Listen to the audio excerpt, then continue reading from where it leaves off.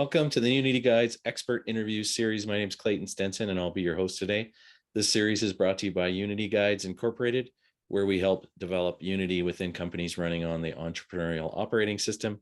We do this through fractional integrator services and relationship coaching for the visionary and integrator. And the reason I started this interview series is that I've met some pretty amazing people in the last few years, and the conversations we've had have been valuable to me. So I thought I should share them with other people to add value to them as well. And today's guest is Steve Andries. Steve is an EOS implementer from Minnesota. Welcome, Steve. Clayton, it's scary that you're using the word expert, and then you pulled me into this conversation. You scared me right off the bat, and everybody else involved. But I'll take it if I can get it. Okay, everyone, you can weigh in at the end whether comments, whether you think that was an accurate description. Yeah, thanks for bringing me along for the ride today. I appreciate it.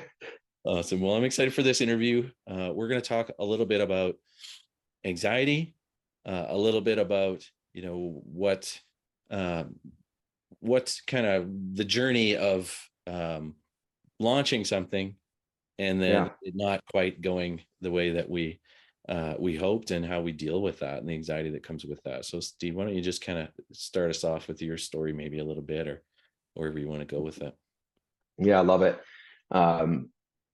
Yeah, I think that this journey is kind of near and dear to my heart, and you and I connected on this a few different times, but I could give you my fast forward entrepreneurial life journey. I was a farm kid, turned retail kid, turned multi-store retail kid, and then adult over many years, and saw a lot of success in business and in growth, growth with family, growth with kids. Everything just kind of falls in place, right, as we evolve over time. And about 20 years into this journey, had a pretty big disruption in our business in the positive way of exiting our primary business, and made this decision to dive into this EOS implementation journey, my practice journey, we'll call it, from here on out. And I'm about 2.5 years into this now, and what was so interesting is that throughout my business years, seeing the success of business develop over time, and obviously we had our challenges, hence EOS and my affiliation of EOS. Maybe we'll get into that into more detail later. But one of the biggest challenges I had was this mentality when I dove into this journey on getting stuck behind exactly what I wanted it to be. And as an entrepreneur, I think we're all like, let's get it done. Let's get there today. Let's get there, maybe tomorrow. It's about all the time I had.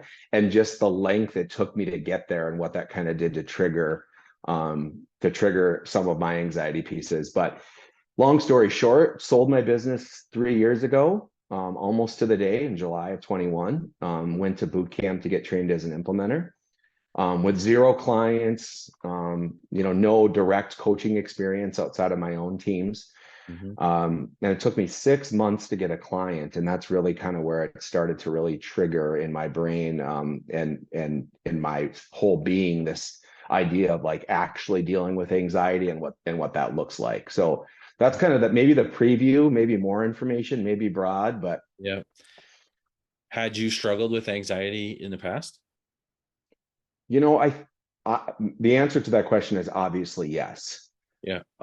Whether or not I ever put my thumb on that, I think unfortunately I was raised and just kind of had this idea that if things weren't quite right, you just grinned and bared it, for lack of better words. That was just the way it was, right? So yeah, I know I was raised with high performance standards, which is something I'm thankful of. That comes directly from my father, my parents, the people around me, that great is the standard, right? Which is one of the reasons why I feel I am and have been successful. And so there's been different things when I think back of it now, and when I've really come to grips in terms with it, like things like traveling, for example. Like, you get me anywhere a day around an airplane 3-4 years ago, you ask my wife and she's like, he's a lunatic. Like, he loses all sense of control, like, got to be there 2.5 hours early, hard time traveling in hotels, things like that. And So to answer your question, the answer is absolutely yes. I had just never really put my thumb on what exactly it was that was getting me all, fluttered and worked up. Yeah. So how did you manage that? The six months without a client, or 6 months till you got your first client. How did you manage? What was that journey like? Yeah, it's interesting because I had financial runway coming into this transition. And so I knew it. Like I had planned, I had financially planned, I had time planned. You deal with a lot of visionary and integrators. I had brought an integrator into my existing business that had been drastically downsized. So I mean, by all rights, every single thing was exactly as I would have expected it. If anyone asked me prior to going to boot camp, it was like, yep, it's going to take me 6 months to get a client. It's going to be a grind. Um, and that's what happened. But when you go, our EOS community of implementers is absolutely amazing. Like one of the most supporting group of humans I've ever been around in my life. But you also have that difference of being around other people when they're seeing success and hearing of their success. And I think that's kind of really what, we call it head trash in the EOS community. But for me, it was really just get to work. And I worked every day. This was the job, right? Whether it was networking, getting on the phone, getting on Zoom, in-person networking, any speaking opportunity I could get. I mean, I just grounded out and just did whatever I thought I could to do the right things to pick up awareness in the marketplace and an interest in EOS and with potentially working with me. So that I guess is how I dealt with it. It was just really interesting to see how your idea going in on what it should take and what it will take, and then when it doesn't. I mean, it was going to plan, but yet it didn't feel like it was going to plan, if that makes any sense. Yeah, it's never fast enough. Yeah. And that's, I think, a couple things you said there. One around, you didn't actually say this, but I kind of am implying it, comparison, right? Comparing to someone else's, another implementer's journey. Do you find that comparison is a good thing or a bad thing, or kind of just curious? Yeah. I mean, I think it's a good thing from a competitor standpoint, which I am tuned to be competitive. Yeah. So I like seeing things like whether it's awards or speed or Yeah. in the implementer world, it's we do measure from volume of clients, Mhm. but it also generates imposter syndrome, which without a doubt was feeding into this anxiety and this idea of self-worth that was measured by silly things like how much client revenue I was bringing in or how many clients I was working with at the time, or um, how busy I was in actual in-session work versus Mhm. stepping back and looking at it from the perspective of you get to do this the way you want to do this. Mhm. It's really truly not about everybody else.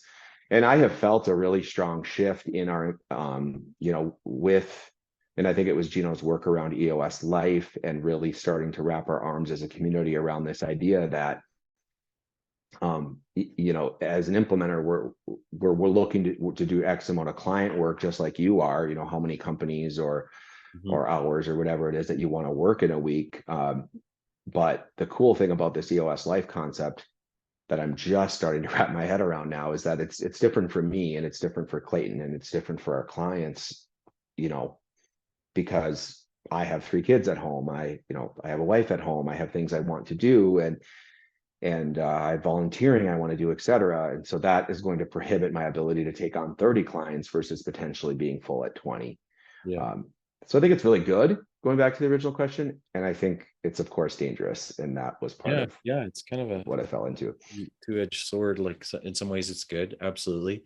I think in the context you're talking about, probably, I'm assuming EOS, the help first core value, right? Within that context with other people that are also doing the same thing that you're doing, I would imagine when you compare, you can ask questions and you can learn from each other and you support each other, right? So it's maybe a little different in that kind of a context. But I would say, as a business person generally at large, I think you'd have to be careful, right, to compare, because you don't know, what it's like, right? Like, you see the highlight reel of people's lives and you compare and you think, oh man, they've got it made, but you don't actually, you don't actually know, right? What No, they're dealing with. 100%. And right before we jumped on this recording, we talked a little bit about the EOS conference and some of these stories these guys are sharing. And if you're looking from the outside looking in, I mean, these people have had it made and have Yeah. never, had a single misstep in their entire life. Yeah. Um, and I, by all rights, I mean, I listen to these stories and I think, wow, I have had it made in comparison to some of these people, but yet, that is obviously what shapes us and what defines us. But that's the danger, right? Is this comparison idea that if they're doing this, I got to do this. If they got there that fast, I have to get there that fast. Yeah. Um, and when I talk to different implementers now, being on the backside of it, it's just it's you cannot compare. Like, I live in the middle of nowhere, 100 miles north of the metro and the cities. If I talk to a metro implementer, when they're talking about their practice or client relation, they are dealing with things that I have never even had to think twice about because I live in the middle of nowhere. On the Hmm. flip side, they can get out potentially and get in front of a lot more people or a bigger audience, maybe faster. It Hmm. just as a weird example. Yeah. Yeah. There's comparisons, but there's not. And that's the Yeah. danger. Yeah. You have to be careful, be wise, I guess, discerning. Like, not everybody is. I'm not Justin Moss. I am not designed to be Justin Moss. God didn't. Right. God did not make me that way. Right. So Justin is gonna do things that I would never dream of doing. Right. And then I met another implementer in Seattle area who, he's like semi-retired, and he's like, I just want like 6 or 8 clients and I'm happy. I want to have lots of time to play with my grandkids. Right. Like, everybody's situation is different. Um, but I'd like to come back to your story a little bit.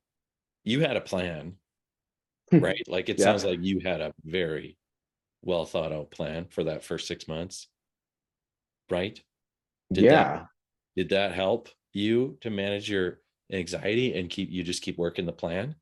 Just curious. Uh, yeah. I mean, two things I think that really help to manage it. One, I by nature am a very disciplined individual. So I have a very integrator type mindset, and that's where I spent the majority of my career. So I, through that plan, was able to, even though I was losing it, for lack of better words, I was able to tell myself, you got to get up, you got to do the work, you got to put the time in. It's going to happen. It's going to happen. It's going to happen. And when the silver starts to fade off the start of it, and you stop comparing to all of the wonderful stories that you think are out there, then you start connecting with the human element with people, and you find out, like, we're all losing clients sometimes as fast as we're picking them up. We're all slow to the take on this, that, or whatever. We all have jolts of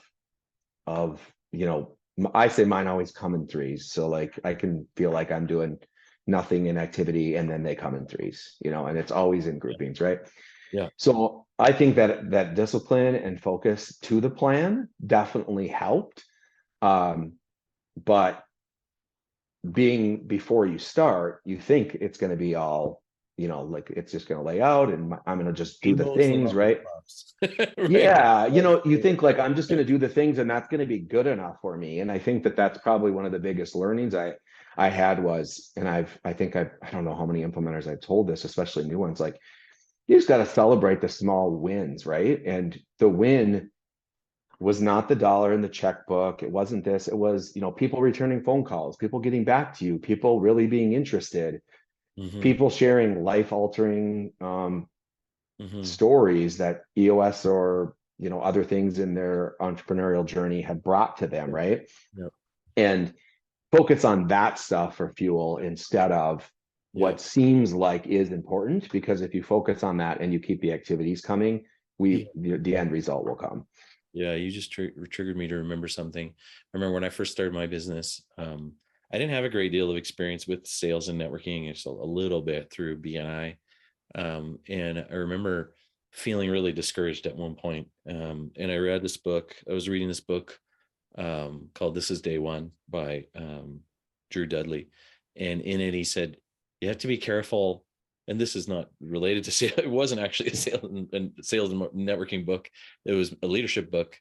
But he said, you have to be careful how you measure success day in and day out. Yep. He said, if you measure success by how many clients I got, that day, especially if you're going through 6 months, Good not luck. getting any, right? And every day at the end of the day, you ask, did I get a client today? And the answer is no for 180 straight days. How do Yeah, well, that's just it. you, how's your mindset going to be? How's your anxiety going to be? Right? It's going to be out of control. But what he said is measure your success. Did I add value today? Right. Right? Did I impact someone today? Right? And there was a shift for me. It was probably a little over a year into my journey, and I made about 40% in my first year of what I made in my job. Uh, but there was a shift where I'm like, okay, you know what? I'm not gonna worry about the clients anymore. I'm just gonna start focusing on adding value every day. Yeah. And I don't know, man, something changed, but I also, to be honest, I had a plan too. My plan sucked. And at some Mine point, probably did too, just in case you're yeah, and wondering. at some point I had to be like, okay, like, I think that's where, EOS added a lot of value to me, is like, okay, I got to reevaluate, look at last quarter, how did it go? What do I need to change? And I've just been continuing to focus on adding value, help first, and, refining the plan and getting it more and more dialed in over time. And I've grown my business every year at least 60%. And I'm in year 5 now. So it's going really good. But those early years, it was hard. Um, Yeah, so when I look at that 6 month pocket of time and that discipline accountability piece, and when we come out of boot camp, EOS kind of helps us with some scorecard measurables, right? And so I started to change some of those measurables to things that resonated with me more. great. I'm coaching some implementers now. Yeah, give me some Um, examples. yeah, well, so like I would track uncomfortable conversations. Um, so and I stole that from somebody. That was not my idea, but Yeah. because it would, for me, I knew if I got into an uncomfortable conversation that I would be able to actually start to generate the types of conversation as I needed to Mhm. have. And when I look at that pocket of time, I'm sitting here staring at my Colby, my little Colby placard, and I'm an 8832. And I by no means am a Colby expert. I can hardly scratch the surface, right? But we do teach Colby in session. And one of the things we'll teach teams is that you can fake your Colby for 6 months. So it goes back to that 6 month window. And I look at it through that time and this plan and the positivity and the runway and all of these things that shouldn't have bothered me, right? But when you get to month 2 and you get to month 3 and you get to month 4, it's like, I was just faking it, Mhm. like faking the fact that this balloon was finally going to be full of air and pop open and with all the glory of whatever was on the backside, right?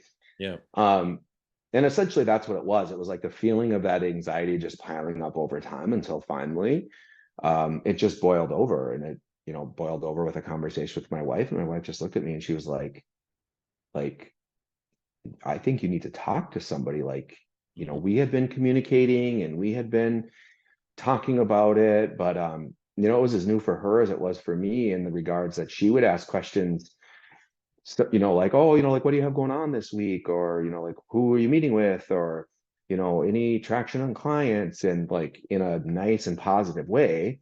And then the flip side, I'm thinking like, yep, still not getting any It's clients, kind of triggering you a Yeah, little well, bit. yeah, I mean, and so I think that that's what it was just that chip away of trying to um for lack of better words, hold the indirect frustration and the potential letdown, and Mhm. throughout that window of time until that happened. And then it was just a matter of really finding that balance. And in my case, it worked to get a little bit of help, and it was all the difference. And then I also look at it and I think, like, how was I presenting to the outside world? Because it wasn't me when I was that worried, about Yeah.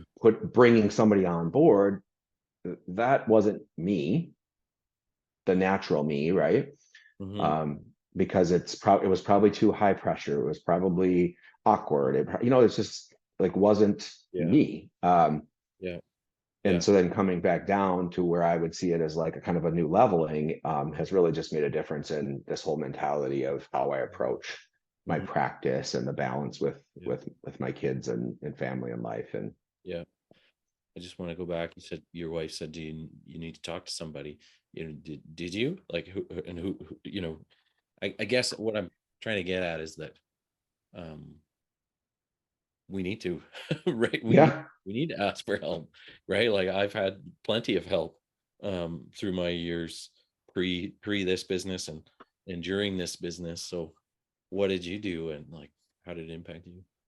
yeah, that's a great question. For me, it was, and I can't remember, there was a couple different instances, but with this specific situation, I actually was able to go to my primary care in this case, and weirdly enough, not the same situation whatsoever, but he's the same age as I am. He's got almost the same amount of kids. They're all the same age, and he was going through a very similar life situation. And we were able to just really talk through it. In my case, it was just a little bit of leveling medication at the time, which he 100% attributed to this, not my major life altering event. I mean, Mm, positive, whatever it was. I mean, it was a major life altering event, right? It was a completely different shift in what I was doing with myself. Um, my wife and I had also talked afterwards about, and I'm guessing this came post COVID, about how it came up within her line of work, which is education, which of course post COVID has been all over the place, right? oh man, Just yeah. just these and she had said that one of her coworkers was talking about uh whether it was therapy or coaches specific around major life event changes, which I didn't have any idea how to process it. Hmm. Um, and I haven't, I'm actually super excited because I'm gonna start working with a coach here one-on-one in May. And I'm guessing that this is primarily going to be, this along with just why I attach myself to these type of performance standards, just based on the way I was raised, and is probably I'm hoping going to be the bulk of our work, which Hmm. just allows me to, like, I'm hoping just get to this point where I can just naturally be myself and Mm, be happy with where I'm at yeah, versus everything else from the outside looking in, yeah. and work on it that way. So my case, it was less therapy, more just finding the right type of people. And then there's also other people in my family that I've confided in, um, that have directly and indirectly struggled with the same thing. Hmm. And then just this idea that it's not that big of a deal. Like, it really isn't. And it's something that we won't talk about. I know you and I have had this conversation, like, and I don't know if that's generationally or the age or what it is, but I mean, obviously in the world that we're living in right now, it's becoming more commonplace, but Hmm. I'm just not afraid to talk about it. And the more I talk about it, the better I feel about it. Yeah, it's good. I was raised in a family where you don't, you didn't really talk about your feelings. You didn't really address the hard conversations until it was Mhm. like an explosion. And then, through my years, I was fortunate to get involved in a great church where I, started to kind of process those things and learn how to think of, like, talk about my feelings, and I really healed a lot. Then I went through a season where I lost my son um just after birth, and I went on medication after that because I was really struggling, and I did the work. I went to a couple of group grief programs, and got counseling, and I'm so thankful that I did all of that stuff uh, because it was interesting what you said. You talked about being more into yourself, like just more you. And I've found it, particularly since I started my business, that I've become more and more comfortable in my own skin, Mhm. and I'm just feeling like the true me is coming out. Uh, and because I've been able to shed all this crap that I was carrying, from my childhood or from whatever, and I know that's not really the conversation here, but I'm still on medication, just to kind of, like you said, level me out, right, and to help. And at one point I started to kind of wean myself off, but then I started Sure. a business and I was like, no, I'm gonna go put it back up. Right, like this is hard. This is life Yeah. is Well, right. it's very hard. And like when you said, like, going back to that concept, which, potentially is the root here, we say solve to the root of the issue of, and that without a doubt, don't you think like the standard of being yourself just, and that's something I feel like I'm kind of always catching that, right? So, I mean, I've settled down naturally over the years, and what's important to me is without a doubt changed over the years. And so it's like, you're kind of trying to meet it in the middle. And that's kind of what I'm trying to do here, with this one-on-one coaching that I'm going to be starting, is like Mm-hmm. really, really, really just trying to understand that. And ultimately it's just more, Mm-hmm. whether it's personal freedom or exterior, I don't know, I don't really know what I'm chasing there, Yeah. but I still take something now. I mean, my doctor was making fun of me because he's like, well, you should need a refill. I'm like, I think I got like 80 left. He's like, well, clearly you're skipping them sometimes. Um, but but then he beats me up because he's like, the side effects, weight and stuff. And I'm like, well, this is just not a good fit. I need a weight loss anti-anxiety medication, not the alternative here. Need This one is with too much better work. side uh, But yeah, I think that we've covered a lot of different things there. But I think, for me, and I'll just speak from a business development perspective. I actually feel like now more than ever, I treat almost every interaction the same, uh, regardless of whether it's sales, my family, my church, general people that I just bump into. I'm trying to get to this place where I'm just trying to help, right? I'm right. trying to be curious, ask questions, see if I can add value and help people. And I've found that that's really served me well. Hmm. Even and then when I do end up in a sales conversation, I'm not. I'm just trying to do the same thing, right? Right. It's like I'm just asking questions. I'm figuring out what's going on with you, and then sometimes they buy from me because that's what they need, right? But other times, I might recommend something else to them. Then maybe they need to meet Steve, right? And because I'm not the guy that they need, right? And it's been a cool way to live, you know. Yeah. Like I run into somebody at the EOS conference, I'm treating them exactly the same way. It's like, so what's your story? What are you doing? Oh, you're visionary. Okay, do you have an integrator? I'm not trying to sell them, right? I'm just trying to help, right? And genuinely curious. Yeah, genuinely curious and care, Yep. right? It's like, hey, I Hmm. might never see this person again. I'm not trying to sell them, but sometimes they might say, hey, can we meet again? Like, and that actually happened. I met a Yeah. guy at the EOS conference last week. We met on Wednesday night, and I was just asking a bunch of questions. And then right at the end of the conference, I was standing there texting somebody, and he came up to me. He's like, Clayton, I need to fire my integrator. Oh boy. And I'm like, whoa, wait, what? Yeah. He's like, Yeah. and I need you to help. Might be music to my ears, but let's reel this Yeah, I back here said, one Case, quick I sec. said to him, I'm like, stop, stop, stop. Are you a quick start? Like, Yeah. that's actually exactly what I said to him. Are you a quick start? Like, are you sure? Like, can we have a phone conversation first before you pull the trigger on that?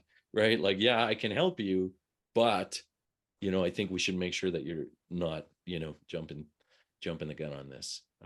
So we're good. Yeah, and I think what you explained there is so critically important. And if I could take the way that I behave now, the way I interact, right, naturally, BD, sales, client activity, whatever, if I could take this exact person and put him back on December 1st of 2021, I guarantee you it would not have taken me that long to get a client. Yeah, I agree. I guarantee it. But try telling yourself that in December, January, February, and March, when you're trying different things and you're forcing conversations and you're having those uncomfortable conversations, Hmm. and once again you're measuring yourself against the wrong standard. And I think that is just like the polar opposite. Not only that, but like I'm sure you're finding this too. The clients that I'm finding and I'm connecting with and that I'm jiving with I love them. Like I just love the people that I work with. Hmm. And it's because we naturally, exude and attract the type of people that we like spending time with, Hmm. versus the forced and Yeah, you know yeah, the less authentic yeah, self when we're not. yeah. That's good. That's good. Yeah, it's important too. And I think that's something that we overlook sometimes. It's like, I wish it would have happened faster. Why doesn't it go quicker? And it's like just remembering that this is a process of refinement, right? Hmm. Like these hard seasons that we go to make us who we are, right? And we can't skip the refinement, get to the good part, right? Like I Yeah, said, well, and that's the scary thing around the word expert. That's why I was teasing you, because it's like I feel like I'm 2.5 years in and I feel like I'm just a baby, yeah, still like, well, I'll go to our QCEs or and other things. I feel like I started this 3 days ago. right. It's Yeah. crazy. I saw But I saw a funny meme this week, and it's like a interview situation, and the guy's like, yeah, it starts at 40,000 and then later it could get up to 80,000, and the guy says, I'll start later then. yeah, exactly. To let me know what day I should start with it. I don't want to do the first portion. That sounds like a plan to me. Sorry, that just came to my mind. So, well, but that's exact. I mean, that sums up this entire conversation to me. If we had that option in life, I think many of us would take it. But then again, now I look back and I say, it really wasn't that bad. Actually, it was great. I mean, it just really was. Yeah, and I We're better just on the this backside. one thing you talked about celebrating the positive, and I never said anything about that, but I was in a meeting with my current leadership team that I'm working with this morning, and we were just talking about some stuff that's going on, and it was fairly a bit negative, right? And at part way through the call, I'm like, hey, or through the conversation, I was like, hey, that's challenging for sure, but let's not forget that there's actually a lot of good things happening, Hmm. right? So, and I rattled off, half a dozen, and I just said, hey, like let's make sure we look for the positive too, like because this, if all you think about is the negative, then you like me saying I never got a client again today and again today and again today, right? Like that's kind of wear you down and make things worse, right? So finding things to celebrate, I agree with you, is really important. So just wanted to reaffirm. Yeah, when you're high performers and you've gotten so gotten so much better over time. Like I've said this to a couple clients lately, that gap becomes pretty thin at the top, or like as you're climbing up, right? I mean, you're just narrowing down your opportunity for improvement, let's call it. Mhm, And so if you don't sit back and take the time to celebrate that, um, it gets pretty lonely. It gets pretty mhm, lonely because otherwise all you see is the stuff that's not happening. And mhm, mhm. that's just part of that mentality. It's good. I think there's a lot of different applications to this, but I'm just gonna kind of talk like we talked about, becoming more of yourself and Hmm. determining, who you are and being more yourself. And I just want to also apply that to company, right? Because I think it's the same, right? Like refining your core values, your core focus, what matters to you, Hmm. you know, refining that over time. It takes time, right? To really get clear about who you are as a company. And then just like as a person, you attract people like that, right? Yeah. When you're in a sales role as a person, people are drawn to you if they resonate, right? And it's the same as a company, both as a from a sales perspective and as an employee, like attracts the right people and repels the wrong people, Yeah. Yeah. which I think we don't talk about that enough, right? It's okay if people self-select themselves away, right? 100%. That's actually a good thing. It'll save you a lot of pain. Um, Yeah. And on the business side, the customer side is exactly the same. I mean, mhm, obviously, if we all had an overabundance or volume of business, you would be dealing with a slightly different situation. But like you said, bringing in the customers that are you're going to find the true joy in working with, it'll be a lot less work. mhm, And hopefully having some self deselect mhm. for good reason, Yeah. Yeah. We were just discussing a client right now that we're kind of like, maybe we need to help them deselect, Hmm. Yeah, that's the right? reality. Because the project hasn't even started yet and there's already drama and stuff. And it's like, well, do we really want to do this? Like, Yeah. do we? Like, I probably not. Right. Yeah, and I don't think there's anything wrong with that, especially because I'm sure that there's somebody that is going to align with it better, right? Mhm. So that's the advantage of even when you talk core values and employees coming in and all of that. Yeah. Yeah. Um, there's a place for all of us, and Hmm. we all can. be where hopefully we all can find where we love to be and where we fit. Yeah. Awesome. So we're coming to the end of the time. Anything else you want to add? Like if anyone's, you know, dealing with similar challenges, any last thoughts before we wrap up? Oh, boy. I think kind of walking through that situation, I think it kind of just gave me some ideas on some of the things that really helped. You had stopped and said, who did you talk to? Where did you go for support? Um, I really think the ability to speak about it, both to people that have no connection to me, and then obviously to a lot of people that had connection to me, is just really critically important. Mm-hmm. The ability to just like go one-on-one and talk to different people about their experiences has been really, really, really powerful. So I think that's probably, looking back, the most important things. Obviously lean on the I people agree. that are important to you, but yet um find your community of people that you can feel comfortable enough talking to them about what's working and what's not working. Because I think what's interesting is when you tell people what's not working, it's pretty convenient that there's also a lot of things that are not going exactly to plan for them either. Mm-hmm. And there's just some good balance in that Mm-hmm. when you get out of that headspace Yeah. that everybody else is living and riding, in Yeah. fantasy land, and Yeah. and um Yeah. and I'm not exactly where I want to be. There's a ton of value in like groups like EO and, you Mhm. know, The peer group mentality. peer Yeah. groups and or have hiring a coach if you can afford it. Whenever I've had a coach, it's had a huge impact on me. Getting counseling, whatever it is, but church groups. I know I Yeah. started faith-driven entrepreneur groups a couple of years ago, and I keep doing those because it's just you're around people that care and are on the same journey or similar journey and can help you. So I'd encourage you Absolutely. to do stuff like that. Awesome. So if someone wants to learn more about you, Steve, and what you do, how should they get in touch? Yeah, I mean, they can hit me up on my microsite. They can connect with me via LinkedIn, even though I will tell you I'm a 1 out of 10 on the LinkedIn scale. Um, Send me an email, give me a call. Um, I think you can find me through that. You better Awesome. post it on there, Clayton, or they'll be like, we can't find Yeah, this guy. I He's will put. We impossible to do. find on Yeah, LinkedIn. my assistant puts the microsites on there. Beautiful. So look at the show notes, and you'll be able to see it there. So Way to delegate and elevate. You can hit me up anytime. I'm really, really, really am being truthful when I say that if for some weird reason this resonated with anyone and anyone wants to give me a call and just talk about it, I would love to chat with them. yeah, awesome. Well, on behalf of our viewers, thank you for joining us today, You and bet. Thanks for having me. yeah, thanks for sharing your passion. And I'm sure it will have an impact. So if today's interview added value to you, please subscribe to this channel for future interviews with experts in the world of business.